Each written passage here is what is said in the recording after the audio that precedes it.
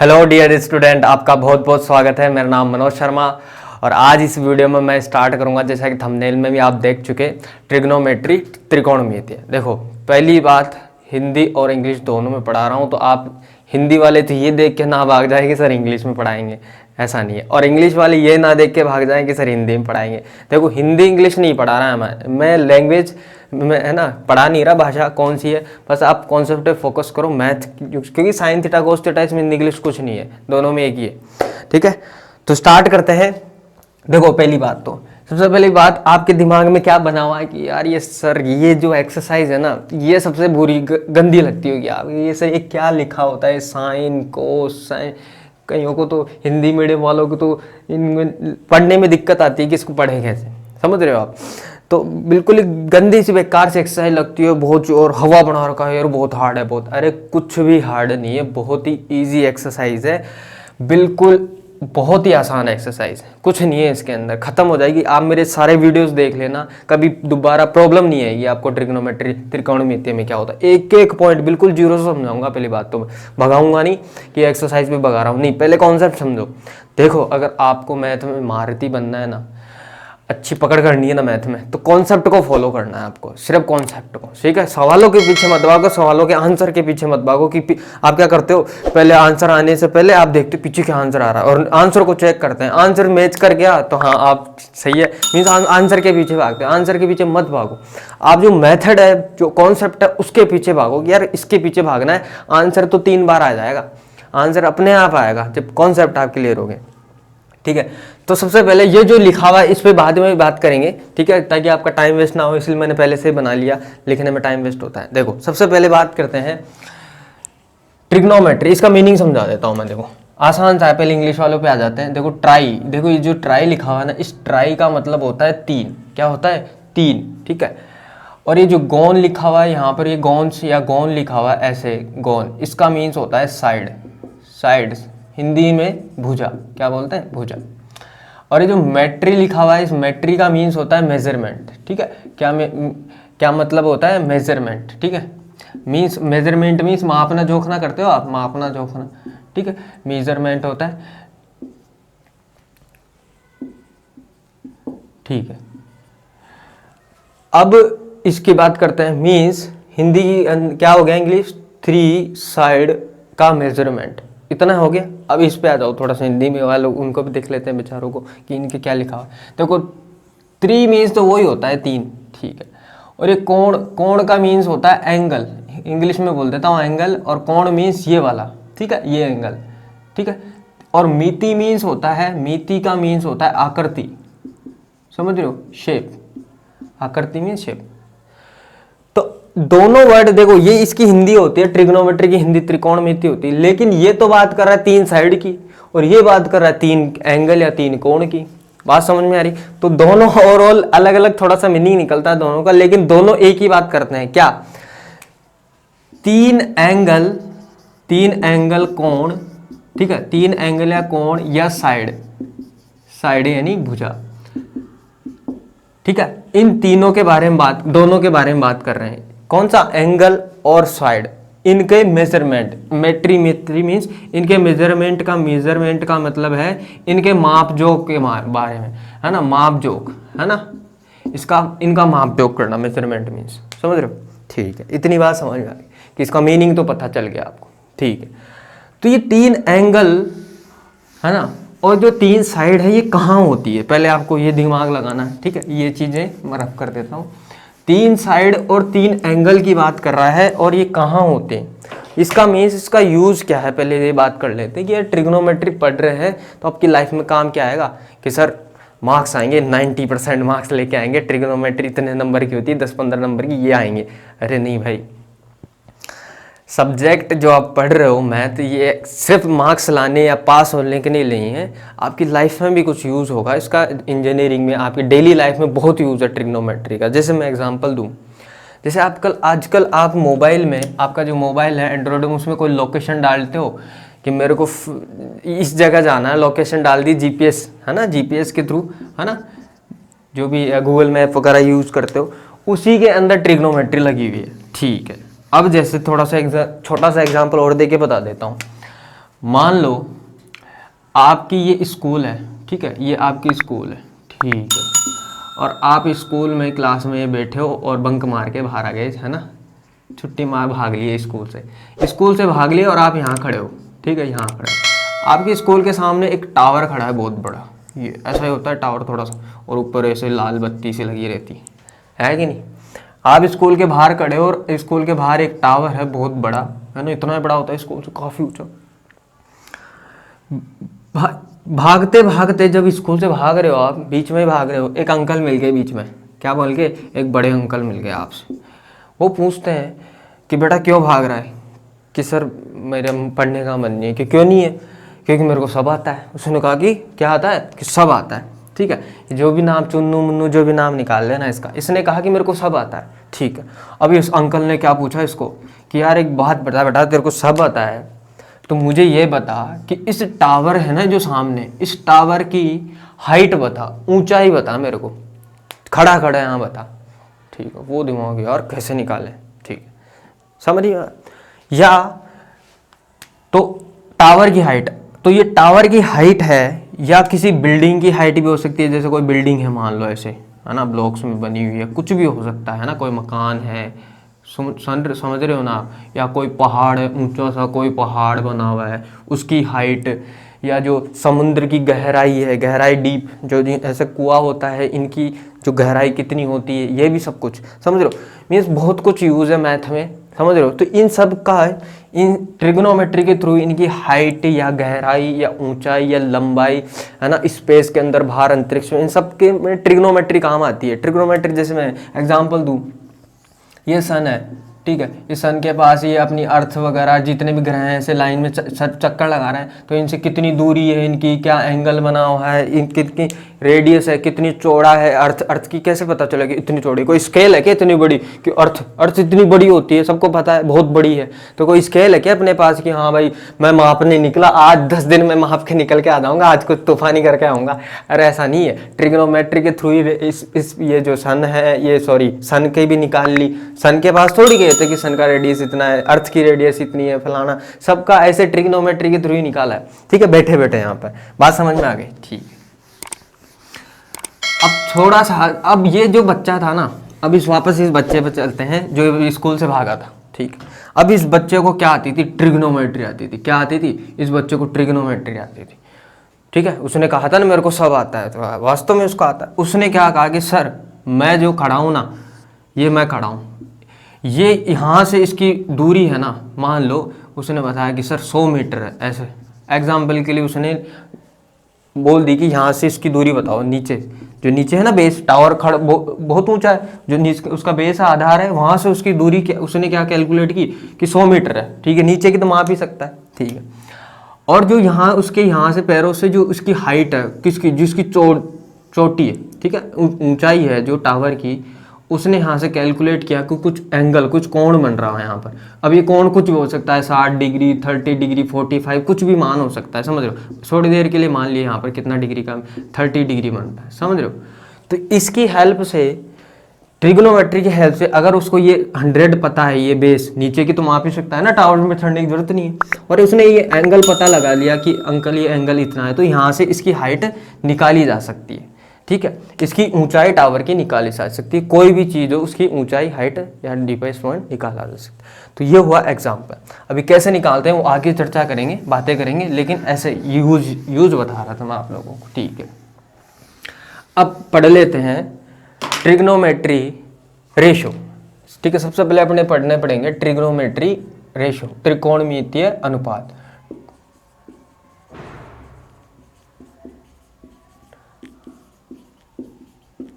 अभी होते क्या हैं अभी बताते हैं, बहुत ही आसान है, कुछ भी नहीं है। देखो मैं क्या कर रहा हूँ, ट्रिग्नोमेट्री बस ये है और 3-4 फॉर्मूले और है, और कुछ भी नहीं है ट्रिग्नोमेट्री में। फालतू हवा बना रखा है कि ऐसे हार्ड है, हमें आती नहीं, है ना, ऐसे है वैसे, ठीक है।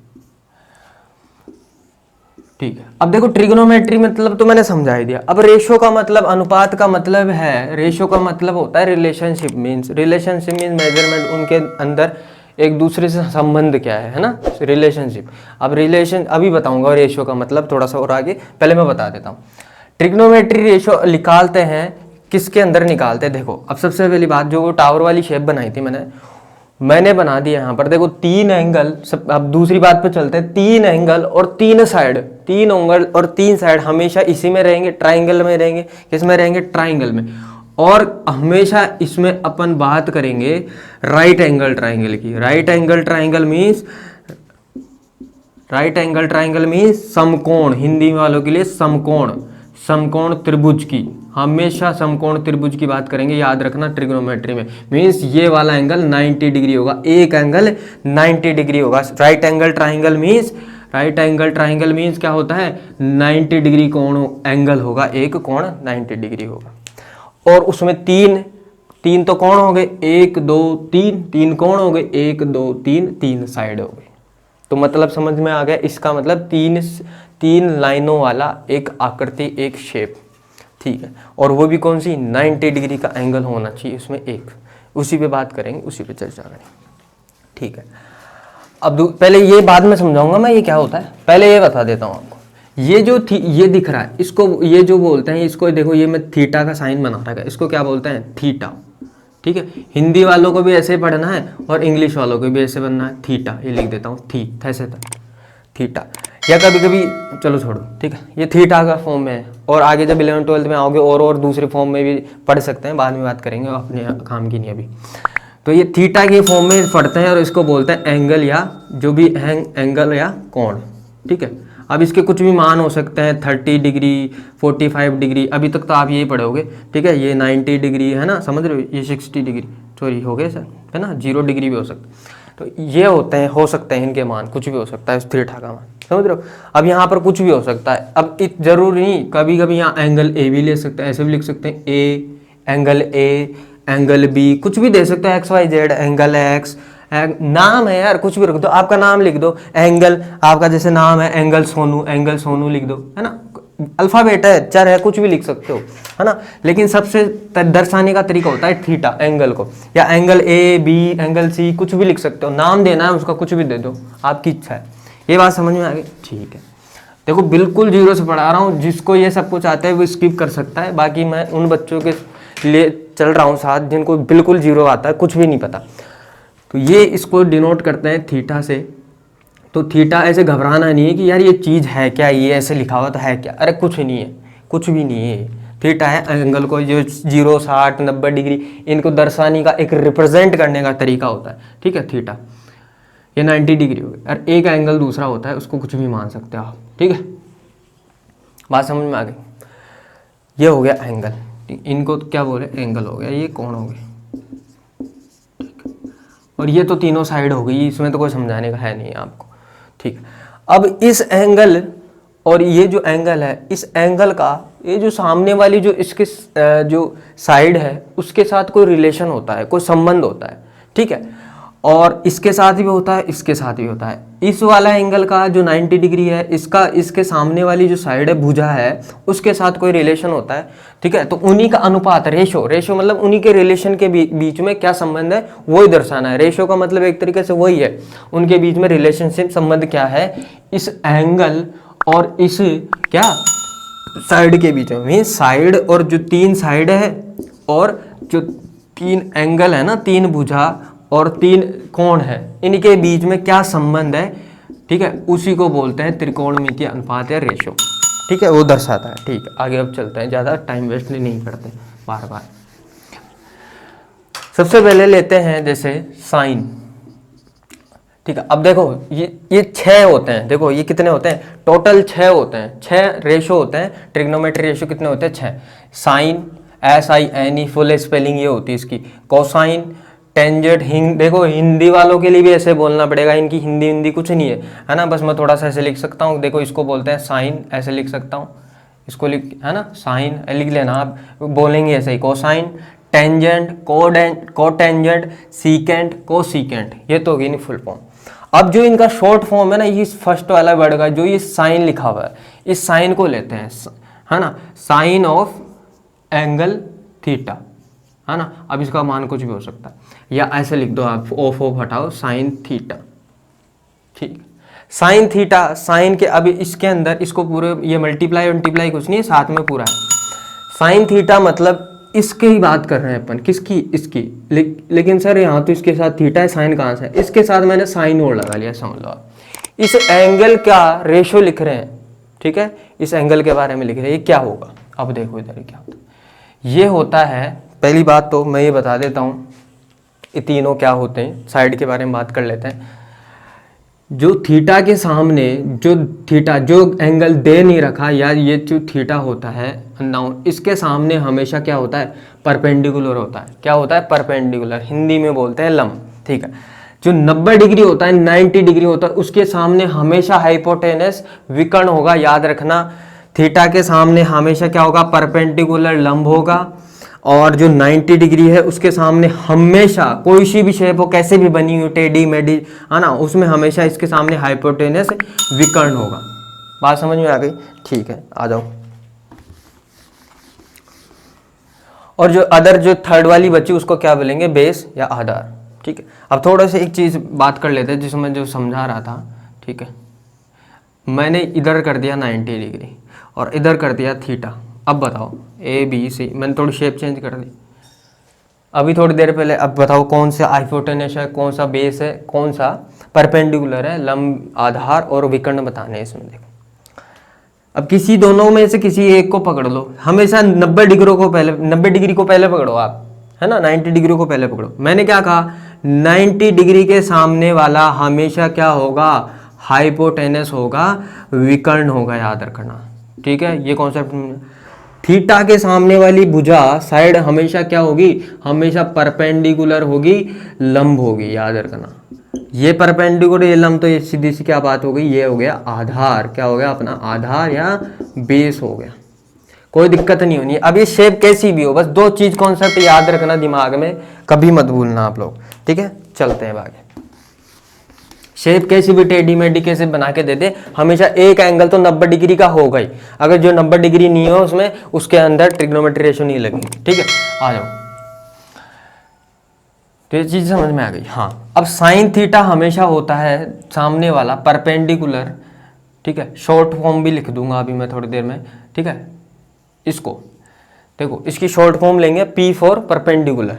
क्या होता है, P फॉर परपेंडिकुलर अपॉन, देखो पहले मैं लिख देता हूँ, चलो दोनों की शॉर्ट फॉर्म लिख देता हूँ। इंग्लिश वालों के लिए है, इंग्लिश वालों के लिए बोलते हैं, इधर लिख देता हूँ साइड में। इंग्लिश मीडियम वाले बोलते हैं पाकिस्तान भूखा प्यासा और हिंदुस्तान हरा भरा। ये ट्रिक है याद करने की, ठीक है, तीनों को याद करने की ट्रिक है इंग्लिश मीडियम वालों की। और हिंदी मीडियम वाले करते हैं लाल बटे कक्का, ऐसे याद करते हैं। हिंदी वाले ऐसे याद करेंगे, इंग्लिश वाले ऐसे याद करेंगे, कोई दिक्कत नहीं होनी चाहिए। यहाँ पर पाकिस्तान को भूखा प्यासा बनाते हैं बेचारे को, और हिंदुस्तान को हरा भरा। अपना देश हरा भरा होना चाहिए, पाकिस्तान गया भाड़ में, ठीक है। ये है ट्रिक, ठीक है। अब देखो इसमें ये जो होता है P अपॉन H, P का मतलब होता है, फर्स्ट वर्ड है किसका, इसका P, perpendicular upon H means hypotenuse, और ये होता है अपना साइन थीटा का, ठीक है। वैसे ही ये L फोर देखो लंब, एक इंग्लिश में ऐसे लिखेंगे लंब, L लंब को, तो L लिया है लंब के लिए, L है ना। वैसे जैसे मैसेज टाइप करते हो ना हिंदी में लंब, वैसे उसके लिए तो ये लंब बटे K फॉर कर्ण, है ना, K फॉर कर्ण, विकर्ण, अरे विकर्ण लिख दिया मैंने, कर्ण होता है, ठीक है, सॉरी, है ना, इतनी देर से विकर्ण बोले जा रहा, ठीक है। ये कर्ण, ठीक है, ये कर्ण हो गया, तो लंब बटे कर्ण हो गया, ठीक है। तो इसके लिए क्या लेंगे, साइन थीटा, ठीक है। तो सबसे पहले अपने पास क्या आ गया, अपने पास हो गया P अपॉन H, ठीक है, या L अपॉन K, ये हो गया साइन थीटा का फॉर्मूला, ठीक है। आगे आते हैं कोस थीटा पे, कोस थीटा, ठीक है। कोस थीटा मीन्स ये वाला कोसाइन, इस कोसाइन का कोस लेते हैं उठा के, कोसाइन अगला वाला B अपॉन H या A अपॉन K, ये क्या होता है, कोस थीटा, कोस थीटा क्या होता है, B अपॉन H, सेकेंड वाला उठा लिया, ठीक है, या हिंदी वालों के लिए ए अपॉन के। आगे देखो नेक्स्ट क्या हो गया, टेन थीटा।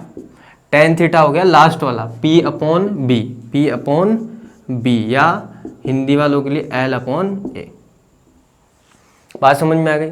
ठीक, ये सूत्र है, फॉर्मूला है एक तरीके से, जब भी क्वेश्चन सोल्व करेंगे ना जब काम आएगा, ऐसे समझ लो आप। बात समझ में आ गई? ठीक है, आगे देखो कॉस, इसकी बात होगी, टेन की बात होगी। अब इस कोट टेंजेंट से मिलता है अपने को, यहाँ से इस कोट को पकड़ते हैं, किसको? कोट को। कोट वो पहनने वाला नहीं है ना, कोट पहनने वाला कोट की बात नहीं कर रहे हैं। देखो ये अपने पास था कौन सा, टेन वाला, ये कौन था, टेन थीटा वाला। तो इस टेन का उल्टा होगा, ये होगा अपने पास कोट थीटा। कोस का अपने पास अपोजिट होगा सेक थीटा, ये अपोजिट होते हैं एक दूसरे के, है ना, ऐसे नीचे लिखते हैं। और साइन के अपोजिट होता है, याद रखना, कोसेक थीटा। मीन्स ये लास्ट वाले दोनों अपोजिट होते हैं, ये दोनों अपोजिट होते हैं, और ये दोनों अपोजिट होते हैं। ये बाद में और बता दूंगा, इतना दिमाग मत लगाओ, अभी तो याद रखो ये चीज़, ठीक है। वैसे इसके अंदर ये दोनों क्या हो गए, ये कोट थीटा हो गया, ये दोनों क्या हो गया, सेक थीटा हो गया, और ये क्या हो गया अपने पास, कोसेक थीटा हो गया। ठीक है, अपोजिट का मतलब है नीचे से लिखना है, टेन को लिखा पी अपॉन बी, या ऐसे दिमाग लगा लो पी अपॉन बी का उल्टा करना है, क्या, B upon P, P upon B या बी अपॉन बी। याद रखें, हमेशा याद रखेगा। देखो ये चीज़ें आप दिमाग में से निकल जाएगी, कहीं आप ये याद करने बैठ जाओ, कभी याद नहीं होंगे, कंफ्यूज हो जाओगे। वैसे याद हो सकता है, ऐसा नहीं है, ये इससे याद रखना आपको, इंग्लिश वाले, हिंदी वाले। कैसे याद रखना है, tan theta B upon B, sec theta H upon B, sec theta H upon B, उल्टा एच अपॉन बी, ऐसे लिखना है। ठीक है, देखना ऐसे, लिखना सीधा है ना, कहीं उल्टा ही वैसे ही लिख दो, है ना। कोसेक थीटा, आगे क्या लास्ट क्या बच गया, कोसेक थीटा, देखना उल्टा है, एच अपॉन बी, लिखना सीधा है। बात समझ में आ गई, है ना। कोई दिक्कत नहीं आनी चाहिए, हिंदी इंग्लिश दोनों मैच कर लेना आराम से, कोई दिक्कत नहीं है ना। वो लिख देना आप ही, तीनों मैंने लिखे नहीं हिंदी वालों के। तो ये होता है लिखने का तरीका, पहचानने का तरीका कि कोस थीटा के साथ क्या है ये इस एंगल और side, angle side, angle side, angle side, angle side, angle side के बीच में रेशियो है, अनुपात है, संबंध है, रिलेशन बता रहे हैं ये कि इनमें संबंध क्या होता है। बात समझ में आ गई? ठीक है, 22 मिनट हो गई, चलो कोई दिक्कत नहीं, इसको रख कर देता हूँ। अब एक छोटा सा एग्जांपल देके बताते हैं, तो ये चीज़ समझ में आ जानी चाहिए आपको, कोई दिक्कत नहीं होनी चाहिए इन चीज़ों में। ठीक है, बड़ा ही आसान सा था, इससे इजी मेथड और कुछ नहीं हो सकता। ठीक है, अब जैसे एग्जांपल लेके देखें थोड़ी देर के लिए, मैं एक बनाता हूँ। ठीक है, एक ये बना दिया 90 डिग्री, ए बी सी। थोड़ा वर्क करते हैं, अभी जो लिखा उन पे वर्क करते हैं। अगर आपने नहीं लिखा तो पीछे जाके स्क्रीनशॉट ले सकते हो, पॉज करके, है ना, पीछे जाके कर लो आपस से, है ना। 5 3 4 मैंने ये ले लिया, और ये ले लिया मैंने थीटा मान लिया इसको। ठीक है, इसको मान लिया थीटा। ठीक है या मैं इसको एंगल ले लेता हूँ, कोई भी एंगल ले लेता हूँ, मैं इसको ले लिया 60 डिग्री। ठीक है, या चलो अभी वैसे ही लिख लेते हैं। ठीक, अब मैं पूछता हूँ, इसके अंदर मैं पूछूंगा कि साइन थीटा बताओ, साइन थीटा की वैल्यू क्या रखेंगे।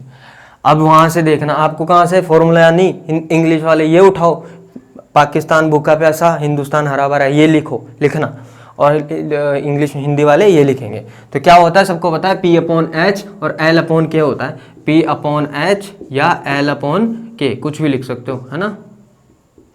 तो क्या हो गया, पी की वैल्यू क्या है, पी की वैल्यू सर, हाँ पहले पी, और पहले तो निकालना पड़ेगा कि पी की वैल्यू कौन सी है, ए की वैल्यू कौन सी है, और हाइपोटेनस कौन सी है। देखो 90 के सामने वाला हमेशा कौन होता है, हाइपोटेनस या कर्ण। क्या होता है, हाइपोटेनस या कर्ण, तो एच ही हो गया। थीटा के सामने वाला हमेशा क्या होगा, परपेंडिकुलर या लंब। ठीक है, और बचा कौन, ये आधार हो गया, बेस हो गया, कोई दिक्कत नहीं होनी चाहिए यहाँ तक। ठीक है, तो साइन थीटा बराबर क्या है, पी अपॉन एच। पी की वैल्यू क्या है, पी का मान क्या है, पी का मान है अपने पास 4।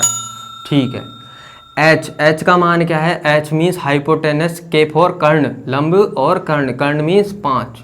4/5। तो साइन थीटा की वैल्यू क्या आ गई, ऐसे पूछ ले साइन थीटा की वैल्यू बताओ क्वेश्चन में, तो 4/5 4/5 हो गई। ठीक है, अब पूछे कि टेन थीटा की बताओ, चलो टेन छोड़ो, ऐसे पूछ ले कि सेक थीटा की वैल्यू बताओ क्या होगी, है ना,